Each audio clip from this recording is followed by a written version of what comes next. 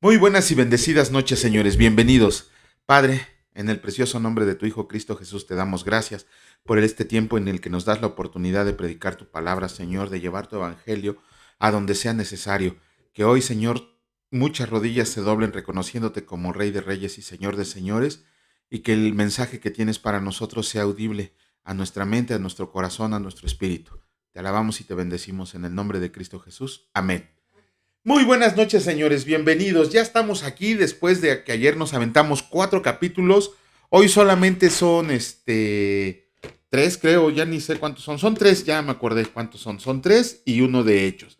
Pero bueno, vamos a empezar con lo que dice, con lo que leímos ayer. Ayer leímos del capítulo 18 al capítulo 21 del libro de Deuteronomio. ¿Qué vimos en el capítulo 18? Ok, en el capítulo 18, en los versículos 9 al 14, hay una prohibición muy, muy estricta de parte de Dios hacia el pueblo, hacia su pueblo, y que tiene que ver con el ocultismo.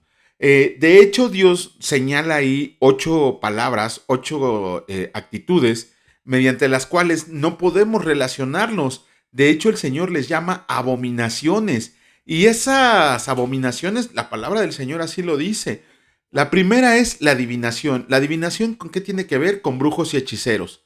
Luego dice agoreros. Eso tiene que ver con adivinos y falsos profetas. Luego tenemos los sortilegios, que son los quirománticos, los adivinos y los astrólogos. Los quirománticos son aquellos que echan las cartas.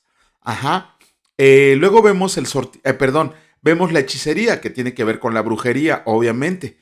Luego vimos los encantadores, así lo señala la palabra, que tiene que ver con los magos.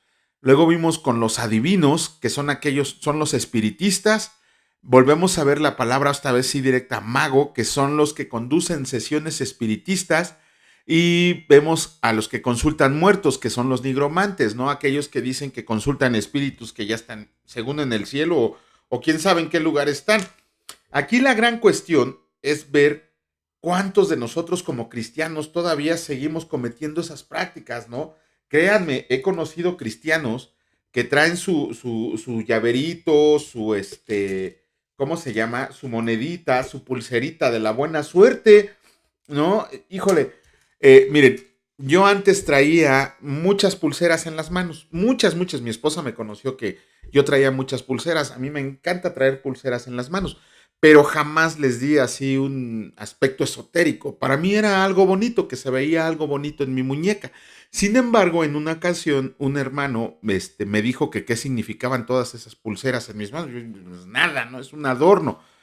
Y cuando leamos una epístola, Pablo dice que tenemos que tener cuidado de no hacer caer al débil en la fe. Para nosotros los ídolos no son nada, pero hay para muchas personas que están creciendo en el camino del Señor que podría causarles una confusión traer algún adorno, traer alguna pulserita de algún color que para ellos que vienen de un contexto extraño a la palabra de Dios, pues puede significar diferentes cosas. Entonces hay que tener cuidado. Digo, yo quisiera traer la mano llena de pulseras, pero luego a veces eso es ocasión de caer para los demás y prefiero nomás traer una. Esta me la regaló mi esposa hace años. Esta también me la regaló mi esposa. Creo que traigo puras cosas que me regaló mi esposa. Pero bueno, también ahí vimos, miren, en los versículos 15 al 19 hay una hermosa profecía acerca de Jesucristo. Quisiera tocar el punto a fondo, pero es inmenso lo que tendríamos que platicar ahí acerca de esa profecía. Tan solo dice el Señor que levantará un profeta mayor que Moisés. Obviamente se está refiriendo a Jesucristo y da ahí 4 características acerca del Señor. Y luego en los versículos 20 al 22, esto nos dice ahí cómo detectar a un falso profeta. Ajá. Hay 2 maneras de detectar a un falso profeta. La primera es si nos intentan apartar al pueblo de la adoración a Dios, y la otra es si su profecía no se cumple. Nada más que en ese tiempo, cuando se dieron estas 2 reglas, el Señor dijo, a cualquiera de estos cuates hay que acabar con su vida, tienen que ser muertos, ¿no? Digo, afortunadamente para ellos ya no estamos en ese tiempo en el que el Señor nos mandaba esas reglas, porque cuánto falso profeta hay en estos tiempos. De hecho, con estos versículos ustedes acaban con la doctrina de los testigos de Jehová, porque los testigos de Jehová siempre han dicho que ellos son los únicos profetas autorizados de Dios. Sin embargo, 4 veces su líder mayor se equivocó cuando él profetizó el fin del mundo. Ya daremos una clase, de eso sí vamos a dar una clase especial, porque la intención no es ganarle a un testigo de Jehová o a un católico o a un adventista. La intención debe de ser llevarlo a los pies de Cristo, enseñarles la sana doctrina. Luego leímos el capítulo 19 del libro de Deuteronomio. Realmente ahí hay dos cosas que tienen que ver la atención. Las ciudades de refugio, aquellos que por accidente mataban a alguien o le hacían daño, se refugiaban en esa ciudad de refugio y el vengador, así le llama la palabra, no le podía hacer nada. De hecho, aquí está la famosísima ley del talión, la de ojo por ojo, diente por pierna, diente por diente, pie por pie, mano por mano. Esa ley del talión viene de las palabras latinas lex talionis, así se le llamó. Todos nosotros tenemos una concepción errada acerca de la ley del talión porque lo vemos como un acto de venganza, como un acto cruel. Sin embargo, si es un acto de venganza y es un acto cruel, ¿cómo es posible que nuestro Dios amoroso la haya dado? Aquí está el punto fino. Lo que tenemos que entender de la ley del talión es que el Señor no puso una medida de crueldad, al contrario, puso una restricción a la crueldad. Fue una restricción de no causar más daño de aquel que se había causado en esos momentos. El Señor dijo, a ver, ustedes son bien desgraciaditos, porque si a alguien le pican un ojo, ustedes le quieren cortar la mano. No, si te picaron un ojo, pícale el ojo. Es todo lo que te es permitido hacer, pero siempre y cuando fuera juzgado por un juez. Nunca podía ser, no, es que le picó un ojo a mi hijo y yo le voy a ir a picar un ojo a su hijo porque así lo dice la ley. No, el asunto se tenía que llevar con los sacerdotes y con los jueces. O sea, no es así. Por eso los ignorantes que atacan la palabra de Dios dicen que era un Dios cruel. ¿Por qué? Porque no leen la palabra. Luego de ahí pasamos al capítulo 20, que son las leyes sobre la guerra. Aquí tenemos que hacer la diferencia, porque este es un manual de guerra para el pueblo de Israel. Pero tenemos que hacer una distinción acerca de la guerra voluntaria y la guerra que era ordenada por Dios, porque por ejemplo contra Amalek Dios totalmente ordenó que se destruyera a todo el pueblo, absolutamente a todo el pueblo. Antes de ver eso, el Señor en su palabra dice quiénes no deberían de ir a la guerra. Los que no deberían de ir a la guerra era el que recién había construido su casa. La palabra dice que vaya y disfrute su casa y luego que se venga a la guerra. El que tenía una viña y no había dado fruto, que fuera su viña, la plantara y que cuando diera frutos, sus primeros frutos, ya se podía ir a la guerra para que la pudiera disfrutar. Otra de las restricciones acerca de los que no podían ir a la guerra era el que se acababa de casar. Si te acabas de casar, veas feliz a tu esposa y ya pasada la siguiente guerra, ya te vienes a la guerra. Y el último, y esto también lo vamos a ver allá en el Nuevo Testamento, el Señor prohíbe estrictamente que los miedosos y los cobardes vayan a la guerra. ¿Por qué? Porque podrían influenciar a los demás valientes que se iban a hacer la guerra a las demás naciones. El Señor no quiere miedosos ni quiere cobardes. Por eso también Jesucristo dice que el reino de los cielos sufre violencia y lo arrebatan los violentos, que muchos no entienden lo que significa ese versículo, pero así lo dijo Jesucristo. El reino de los cielos sufre violencia y los violentos arrebatan el reino. ¿Por qué? Porque el Señor no quiere ni cobardes ni miedosos. Todo aquel que debe de seguir a Cristo debe de ser valeroso, valiente y aventado. Así debe de ser. ¿Por qué? Porque regar el evangelio ya en estos tiempos, prácticamente dentro de unos años va a ser causa de cárcel, inclusive causa de muerte, ¿no? Pero bueno, regresamos. Estas 4 restricciones acerca de los que no podían ir a la guerra era acerca de las guerras voluntarias. Aquellas que Josué, por ejemplo, cuando conquistó la tierra prometida, le preguntaba al Señor que qué es lo que tenía que hacer, si subir a la guerra o quedarse quietecito. Esas eran las guerras a las que no podían ir. Pero, por ejemplo, con lo que vamos a leer el día de hoy, que es la guerra contra Amalek, esa era una guerra totalmente ordenada por Dios y les dio las pautas para que fueran a esa guerra. Todos deberían de ir a la guerra. También vemos ahí que habla de ciudades cercanas y ciudades lejanas. ¿A qué se refiere esa palabra cuando se hace la guerra? Ok, las ciudades cercanas eran las ciudades grandes, las que estaban ahí bien afincadas en la tierra de Canaán. Pero debido a su depravación, esas ciudades sí tenían que ser completamente destruidas. El Señor dice, arrasa con todo. ¿Por qué? Porque todas están contaminadas. Sin embargo, cuando dice ciudades lejanas, son ciudades pequeñas que estaban dentro de los límites de la tierra de Canaán, poblaciones, lo que ahora conoceríamos como rancherías. Ajá. Pero a esas ciudades la gran diferencia es que Dios sí ordenó que primero les hicieran un ofrecimiento de paz. Ajá. Que llegaran los capitanes del pueblo de Israel y le dijeran, aquí te traemos paz. Si aceptas la paz, no creas que nada más va a ser, déjenlos, no les va a pasar nada. No, la palabra del Señor dice, si aceptan la paz, van a ser tributarios tuyos para siempre.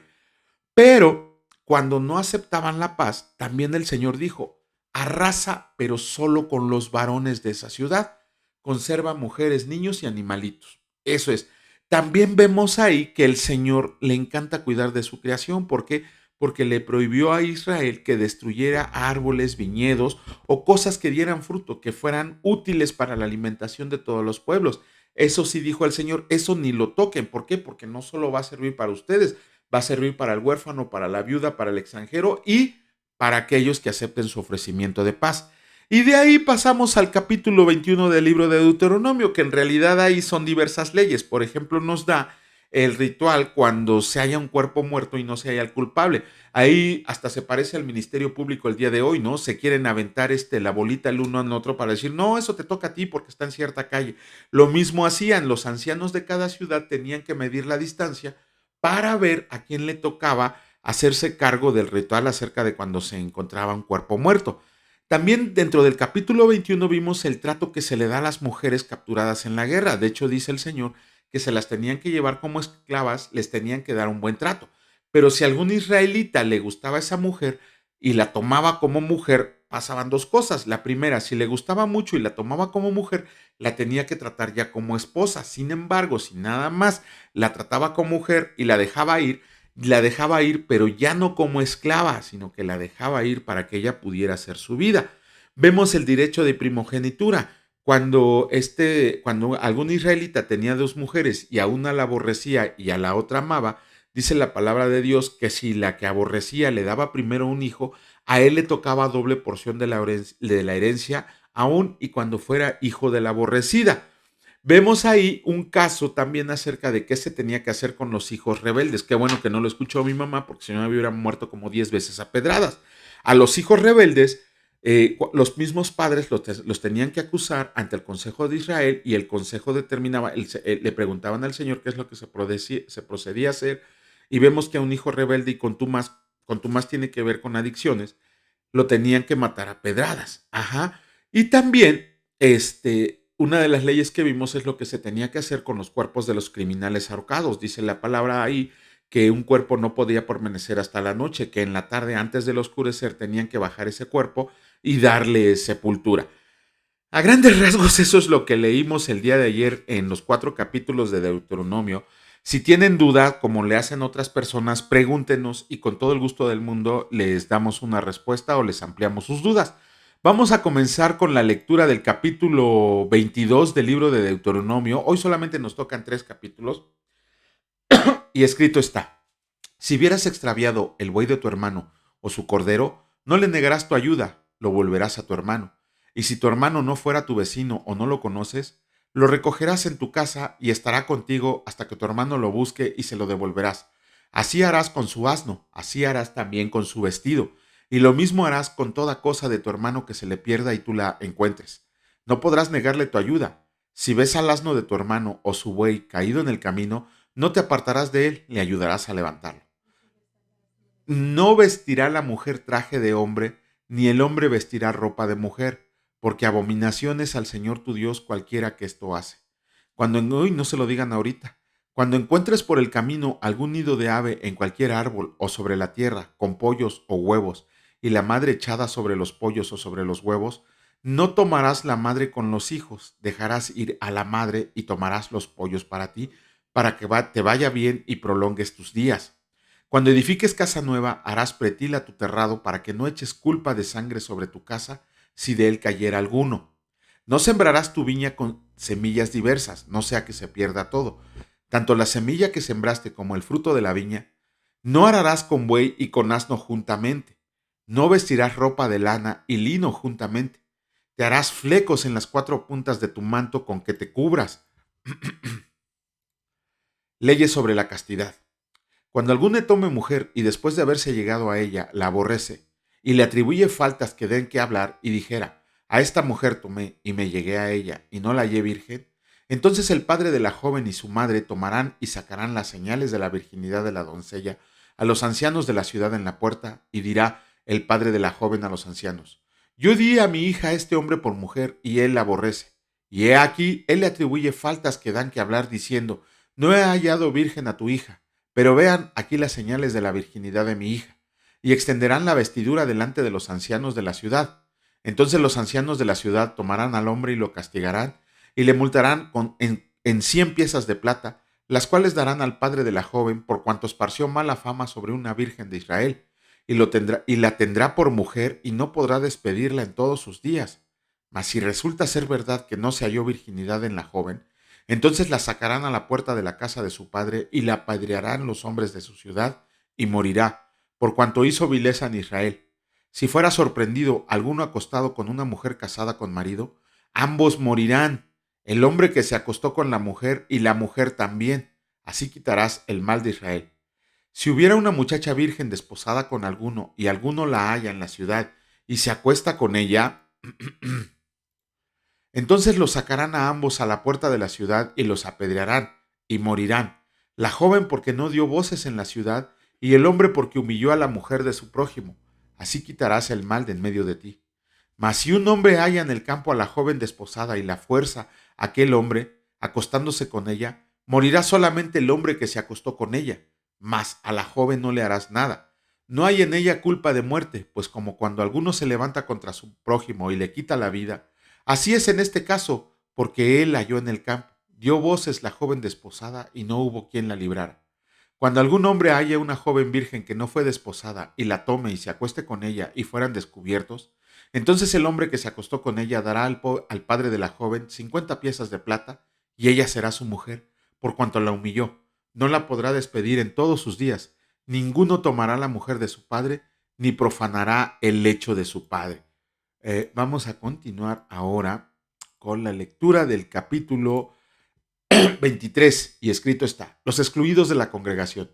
No entrará en la congregación del Señor el que tenga magullados los testículos o amputado su miembro viril. No entrará bastardo en la congregación del Señor, ni hasta la 10ª generación no entrarán en la congregación del Señor. No entrará amonita ni moabita en la congregación del Señor, ni hasta la 10ª generación de ellos.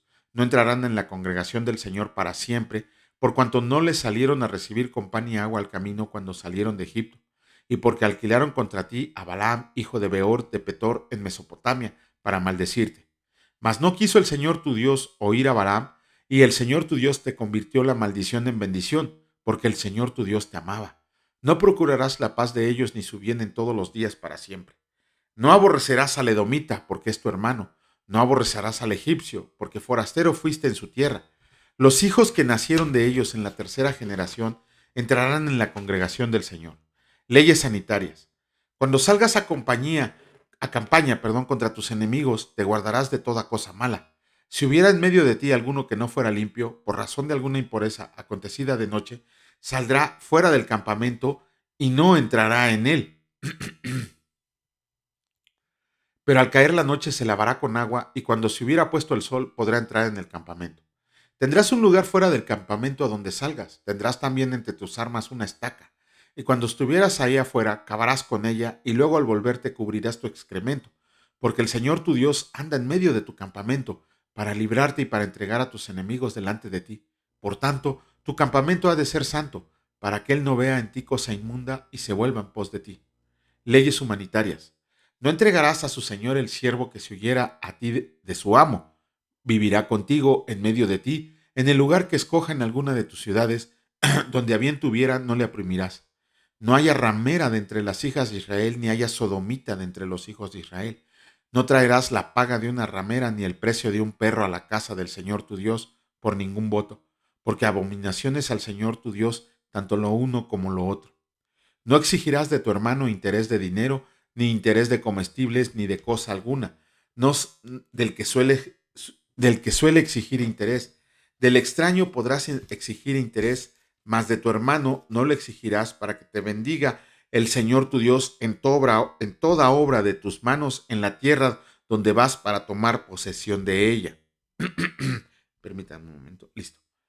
Cuando haces voto al Señor tu Dios, no tardes en pagarlo, porque ciertamente lo demandará el Señor tu Dios de ti y será pecado en ti. Mas cuando te abstengas de prometer, no habrá en ti pecado, pero lo que hubiera salido de tus labios lo guardarás y lo cumplirás conforme lo prometiste al Señor tu Dios, pagando la ofrenda voluntaria que prometiste con tu boca.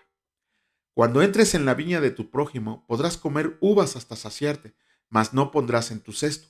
Cuando entres en la mies de tu prójimo, podrás arrancar espigas con tu mano, mas no aplicarás hoz a la mies de tu prójimo. Capítulo 24. Escrito está: cuando alguno tome mujer y se case con ella, si no le agrada por haber hallado en ella alguna cosa indecente, le escribirá carta de divorcio y se la entregará en su mano y la despedirá de su casa. Y salida de su casa podrá ir y casarse con otro hombre. Pero si la aborrece a este último y le escribe carta de divorcio y se la entrega en su mano y la despidiera de su casa, o si hubiera muerto el postrer hombre que la tomó por mujer, no podrá su primer marido que la despidió volverla a tomar para que sea su mujer después que fue envilecida, porque es abominación delante del Señor, y no has de pervertir la tierra que el Señor tu Dios te da por heredad. Cuando alguno fuera recién casado, no saldrá a la guerra, ni en ninguna cosa se le ocupará. Libre estará en su casa por un año para alegrar a la mujer que tomó. No tomarás en prenda la muela del molino, ni la de abajo ni la de arriba, porque sería tomar en prenda la vida de un hombre. ¡Wow! Cuando fuera hallado alguno que hubiera hartado a uno de sus hermanos, los hijos de Israel, y le hubiera esclavizado o le hubiera vendido, morirá el tal ladrón, y quitarás el mal de en medio de ti. En cuanto a la plaga de la lepra, ten cuidado de observar diligentemente y hacer según todo lo que les enseñen los sacerdotes levitas, según yo les he mandado, así cuidarán de hacer. Acuérdate de lo que hizo el Señor tu Dios a María en el camino después que saliste de Egipto. ¿Se acuerdan? Cuando entregues a tu prójimo alguna cosa prestada, no entrarás en su casa para tomarle prenda. Te quedarás fuera y el hombre a quien prestaste te sacará la prenda. Y si el hombre fuera pobre, no te acostarás reteniendo aún su prenda, sin falta le devolverás la prenda cuando el sol se ponga, para que pueda dormir en su ropa y te bendiga, y te será justicia delante del Señor tu Dios. No oprimirás al jornalero pobre y menesteroso, ya sea de tus hermanos o de los extranjeros que habitan en tu tierra dentro de tus ciudades. En su día le dará su jornal y no se pondrá el sol sin dárselo, pues es pobre y con él sustenta su vida, para que no clame contra ti al Señor y sea en ti pecado. Los padres no morirán por los hijos ni los hijos por los padres. Cada uno morirá por su pecado. Es el 24:16. Recuerden ese versículo. Ay. No torcerás el derecho del extranjero ni del huérfano, ni tomarás en prenda la ropa de la viuda, sino que te acordarás que fuiste siervo en Egipto y que de ahí te rescató el Señor tu Dios. Por tanto, yo te mando que hagas esto. Cuando ciegues tu mies en el campo y olvides alguna gavilla en el campo, no volverás para recogerla. Será para el extranjero, para el huérfano y para la viuda, para que te bendiga el Señor tu Dios en toda obra de tus manos. Cuando sacudas tus olivos, no recorrerás las ramas que hayas dejado tras de ti, serán para el extranjero, para el huérfano y para la viuda. Cuando vendimes tu viña, no rebuscarás tras de ti, será para el extranjero, para el huérfano y para la viuda. Y acuérdate que fuiste siervo en tierra de Egipto, por tanto, yo te mando que hagas esto. ¡Ja! Y dicen que nuestro Dios no es amoroso en el Antiguo Testamento, y aquí lo estamos viendo cómo piensa en todos absolutamente. Bueno, vamos a continuar con la lectura. En esta ocasión nos toca leer el capítulo 23 del libro de Hechos.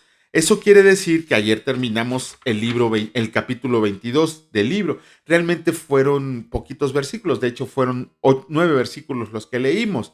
¿Qué leímos en esos 9 versículos? Ok, Pablo estaba en Jerusalén y en Jerusalén vimos que él, cuando ya lo estaban acarreando para escabecharse al pueblo de Pablo, se lo llevó un tribuno. Y ahí Pablo pidió oportunidad para hablar y defenderse. Cuando les empezó a hablar en su lengua, todos los judíos se calmaron, empezaron a bajar la voz. Pablo contó ¿cómo se llama? Su conversión a Jesucristo, pero hubo un detalle que no les agradó a los judíos que estaban ahí. Cuando Pablo les dijo, y entonces el Señor me dijo que me fuera a los gentiles, fue como si les hubiera prendido una mecha a todos los judíos, porque entonces otra vez todos se volvieron a poner rabiosos, así como locos, y exigían la muerte de Pablo. El tribuno tuvo que intervenir con toda la compañía y se lo llevó encadenado de pies y manos. Ajá. Como lo estaban tratando los judíos, el tribuno pensó que Pablo probablemente había cometido un crimen muy grave, por lo que, encadenado de pies y manos, mandó a que lo azotaran. Cuando los soldados romanos que lo iban a azotar, Pablo le soltó una bomba. Pablo le soltó una bomba, pero así que les movió el tapete, porque Pablo les dijo, ¿acaso les es lícito azotar a un ciudadano romano? Cuando los cuates que lo iban a azotar oyeron esto, se pararon en seco y lo primero que hicieron fue ir a ver al tribuno y le dijeron, este dice que es ciudadano romano. Las leyes romanas tenían, pero sí prohibidísimo, tocarle el pelo a un romano a menos que no fuera la justicia romana. Como estos eran hebreos y querían darle sus zapes, querían pegarle a Pablo, cuando oyeron que Pablo les dijo que era romano, el tribuno, estuviera haciendo lo que estuviera haciendo, fue corriendo a ver a Pablo y le preguntó, ¿cómo es posible que tú seas ciudadano romano? La ciudadanía romana en esos tiempos se podía obtener por tres diferentes maneras. La primera era por un decreto imperial. Cuando un soldado de otra nación que peleaba en el ejército romano cometía actos heroicos, actos valerosos, dirigía bien a una sección del ejército, todo eso, el emperador se enteraba de eso y le ofrecía la ciudadanía romana. Bueno, ni se la ofrecía, se la daba. Entonces, por decreto imperial, esta persona ya era declarado ciudadano romano con todos los beneficios y obligaciones que conllevaban. La otra manera de conseguir la ciudadanía era comprándola, pero comprar una ciudadanía era para los multimillonarios en ese tiempo, para los muy ricos. De hecho, el tribuno le dijo, yo la compré a un gran precio, o sea, con mucha lana. Y la última manera de que fuera ciudadano romano, obviamente, era por nacimiento. Y el tribuno le preguntó a Pablo, yo compré mi ciudadanía con dinero, ¿tú cómo la obtuviste? Y ahí Pablo le dijo, yo soy ciudadano romano de nacimiento. Pelas. ¿Por qué? ¿Cuál era el nombre original de Pablo? Saulo de Tarso. Tarso era una ciudad libre del imperio romano. O sea, ellos eran romanos por adición al imperio. No estaban sujetos a las mismas reglas que estaban sujeto el pueblo judío. Cuando el tribuno oyó esto, lo primerito que hizo fue soltarlo de las cadenas y después turnarlo a las autoridades correspondientes romanas. Ajá. Si los judíos en ese momento hubieran querido atacarlo, hubieran hecho una matazón de judíos en el templo porque tenían la obligación de defender a un ciudadano romano. Y a grandes rasgos eso es lo que terminamos de ver ayer en el capítulo 22 del libro de Hechos. Vamos a comenzar. De hecho, bueno, déjenme hacerles un comentario. Sí, cierto, esto se los tendría que haber comentado yo como abogado. Nosotros en el sistema jurídico mexicano nos basamos ¿cómo se llama? En el derecho romano, en el derecho romano. Estados Unidos, por ejemplo, se basa en el common law y el mundo islámico en el derecho del Islam. El derecho romano, miren, yo alguna vez tuve un debate con un maestro y acerca de que todas las leyes que ahora conocemos en el Código Civil y en el Código Penal fueron tomadas de la palabra de Dios. ¿A alguien se las fusiló? Porque nosotros tenemos que leer el código siempre que estamos trabajando en lo que hacemos en el sistema jurídico. Yo me sorprendo de ver, por ejemplo, cuando en el Código Civil, en el Código Penal, en el Código Administrativo, en cualquier código, veo referencias a la Biblia, a la Biblia, perdón, no directamente, pero sé que eso viene de la palabra de Dios. Miren, no recuerdo exactamente quién fue el cuate que originó el derecho romano, obviamente en Roma. No recuerdo. Fue al paso de los años, obviamente, no fue de un día para otro. Pero estoy casi seguro, y es lo que debatía con el maestro, que probablemente este cuate leyó el Antiguo Testamento judío y de ahí empezó a sacar. Digo, no solo el Antiguo Testamento judío, tuvo que leer el Código Hammurabi, los escritos fenicios, los de Babilonia y todo eso, para poder armar su derecho. Sin embargo, mucho del derecho romano está basado en la palabra de Dios, aun y cuando no se haga mención de ella. Ajá. Pero bueno, eso es algo que no creo que algún día toquemos ampliamente porque es muy amplio esto. Nada más es un dato ahí para que ustedes lo tengan en cuenta. Algún día les podría servir. Y si quieren saber más, consúltenos. Ya saben, aquí estamos para responder preguntas o ampliar dudas. Cap- Como Dios manda. Capítulo 23 del libro de Hechos. Escrito está. Entonces Pablo, mirando fijamente al concilio, dijo: Varones hermanos, yo con toda buena conciencia he vivido delante de Dios hasta el día de hoy. El sumo sacerdote Ananías ordenó entonces a los que estaban junto a él que le golpearan en la boca. Entonces Pablo le dijo: Dios te golpearé a ti, pared blanqueada. ¿Estás tú sentado para juzgarme conforme a la ley y quebrantando la ley me mandas golpear? Los que estaban presentes dijeron: ¿Al sumo sacerdote de Dios injurias? Pablo dijo: No sabía, hermanos, que era el sumo sacerdote, pues escrito está: No maldecirás a un príncipe de tu pueblo. Entonces Pablo, notando que una parte era de saducios y otra de fariseos, hijo, qué inteligencia la de Pablo, alzó la voz en el concilio: Varones hermanos, yo soy fariseo, hijo de fariseo. Acerca de la esperanza y de la resurrección de los muertos se me juzga. Cuando dijo esto, se produjo disensión entre los fariseos y los saducios, y la asamblea se dividió. ¡Wow! Porque los saducios dicen que no hay resurrección, ni ángel, ni espíritu, pero los fariseos afirman estas cosas. Y hubo un gran vocerío, y levantándose los escribas de la parte de los fariseos, contendían diciendo: Ningún mal hallamos en este hombre, que si un espíritu le ha hablado o un ángel, no resistamos a Dios. Y habiendo grande disensión, el tribuno, teniendo temor de que Pablo fuera despedazado por ellos, mandó que bajaran soldados y le arrebataran de en medio de ellos y lo llevaran a la fortaleza. A la noche siguiente se le presentó el Señor y le dijo: Ten ánimo, Pablo, pues como has testificado de mí en Jerusalén, así es necesario que testifiques también en Roma. Imagínense. Complot contra Pablo. Venido el día, algunos de los judíos tomaron un complot y se juramentaron bajo maldición, diciendo que no comerían ni beberían hasta que hubieran dado muerte a Pablo. Comentario aparte, seguramente murieron de hambre. Eran más de 40 los que habían hecho esta conjuración, los cuales fueron a los principales sacerdotes y a los ancianos y dijeron: Nosotros nos hemos juramentado bajo maldición a no gustar nada hasta que hayamos dado muerte a Pablo. Ahora pues, ustedes, con el concilio, requieran al tribuno que le traiga mañana ante ustedes, como que quieren indagar alguna cosa más cierta acerca de él, y nosotros estaremos listos para matarlo antes de que llegue. Mas el hijo de la hermana de Pablo, oyendo hablar de la celada, fue y entró en la fortaleza y dio aviso a Pablo. Pablo, llamando a uno de los centuriones, dijo: Lleva a este joven ante el tribuno, porque tiene cierto aviso que darle. Él, entonces tomándolo, lo llevó al tribuno y dijo: El preso Pablo me llamó y me rogó que trajera ante ti a este joven que tiene algo que hablar.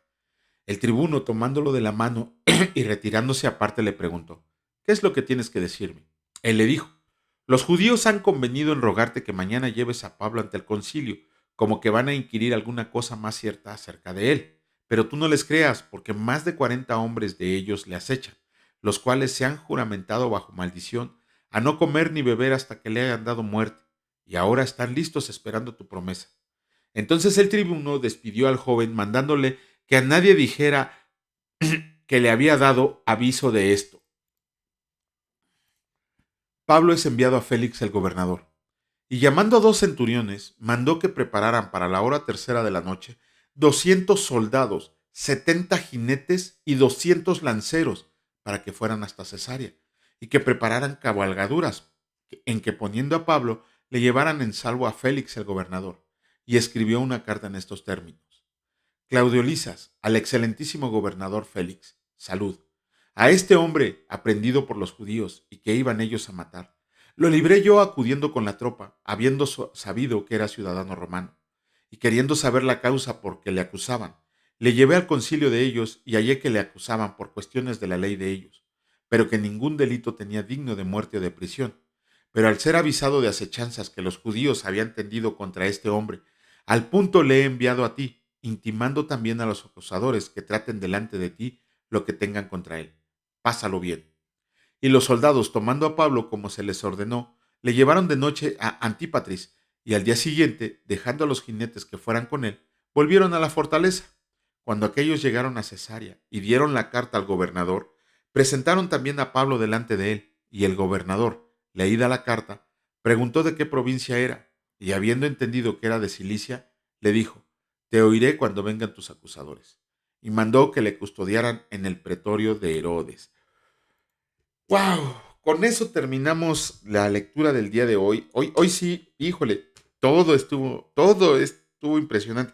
Qué inteligencia la de Pablo, ¿no? Híjole, cómo después de que lo querían asesinar, los puso unos contra otros. Pero bueno, si Dios lo permite, mañana estaremos haciendo el comentario de esto que leímos. Señor, te damos gracias porque tu misericordia es buena, eterna y para siempre, porque sabemos que tú estás en medio de nosotros cuando leemos tu palabra, Señor, cuando predicamos tu palabra. Señor, permítenos realizar este trabajo por mucho tiempo para que todo aquel que la escuche venga a tu presencia arrepentido y lleno de fe y de confianza depositada en ti.